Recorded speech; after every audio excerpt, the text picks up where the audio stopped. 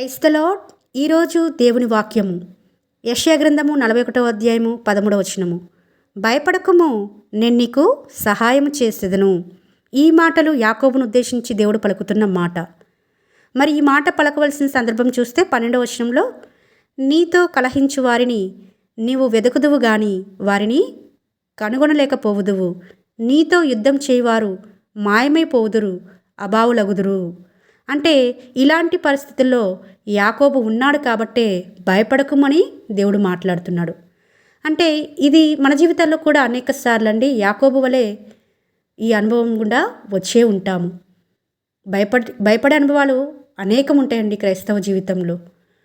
మనతో ఎంతోమంది కలహం పెట్టుకోవాలని చూస్తారు. అయితే వారిని దేవుడే మాయమేలాగా చేస్తాడట. యుద్ధం చేయవారు ఉంటారు, మన మీద తిరుగుబాటు చేసేవారు ఉంటారు. వారందరినీ దేవుడే మాయం చేస్తాడట, వారిని కనపడుకోకుండా చేస్తాడట. యాకోబును ఉద్దేశించి పలుకుతున్న మాట ఈ రోజున మనకు కూడా వర్తిస్తుందండి. కాకపోతే మనం దేవుడి మీద ఆధారపడము, దేవుని యొద్దకు వెళ్ళి మొరపెట్టము, ప్రార్థన చెయ్యము. అలాంటి పరిస్థితుల్లో ఉన్నప్పుడు దేవుని దగ్గరికి వెళితే ఈ విధంగా ఈ వాగ్దానంను మనం స్వతంత్రించుకోగలుగుతాము. అనేక సందర్భాల్లో మనకు వస్తున్న శోధనలు బట్టి, శ్రమలను బట్టి, అలాంటి కష్ట పరిస్థితులను బట్టి మనము నిరాశ చెందుతాము, నిస్పృహకు మరి అవకాశం ఇస్తాం. కానీ దేవుని దగ్గరికి వెళ్ళి ప్రార్థించాలని ఆలోచన చాలా తక్కువ మందికి వస్తుందండి. ఈ రోజున దేవుడు మాట్లాడుతున్నాడు, నువ్వు భయపడకు, నేను నీకు సహాయం చేస్తాను. నీ మీదకి యుద్ధం చేయడానికి ఎంతమంది వచ్చినా, నీతో గొడవ పెట్టుకోవాలని అంటే కలహించాలని ఎంతమంది చూసినా వారిని కనిపించకుండా చేస్తాను, వారిని మాయమేలాగా చేస్తాను.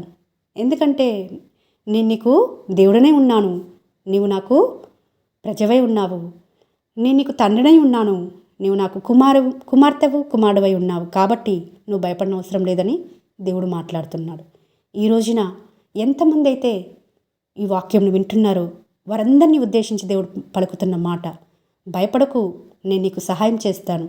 నీకున్న పరిస్థితిని మనుషులు ఎరగకపోవచ్చు, మనుషులు గుర్తించలేకపోవచ్చు, కానీ సజీవుడినై చూస్తున్న దేవుని నేను కాబట్టి నేను చూస్తున్నాను. ఒకానొక సమయంలో నేనే కలగచేసుకొని నీకు సహాయం చేస్తాను అని మాట్లాడుతున్నాడు. మనకి ఎన్నో సహాయాలు అవసరమవుతాయండి. జీవితంలో ఎన్నో రకాలుగా ఎంతోమంది సహాయం చేయాలని మరి అనుకున్నప్పటికీ చేయలేకపోవడానికి రీజన్ ఏంటంటే దేవుడే సహాయం చేయాలని ఉద్దేశం కలిగి ఉన్నాడు. కాబట్టి సహాయం చేసేవారిని కూడా మనకు దూరపరుస్తూ ఉంటాడు. కాబట్టి మనుషులను ఆశ్రయించట కంటే యెహోవాను ఆశ్రయించ మేలని ఉంటుంది వాక్యం.